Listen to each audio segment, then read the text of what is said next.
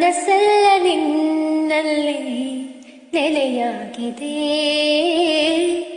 ಕನಸೆಲ್ಲ ಕಣ್ಣಲ್ಲಿ ಸೆರೆಯಾಗಿದೆ.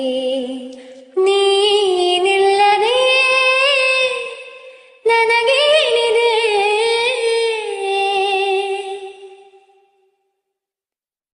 ನಿನಗಾಗಿ ಕಾದು ಕಾದು ಪರಿತಪಿಸಿ ನೊಂದೆ ನಾನು, ನಿನಗಾಗಿ ಕಾದು ಕಾದು ಪರಿತಪಿಸಿ ನೊಂದೆ ನಾನು.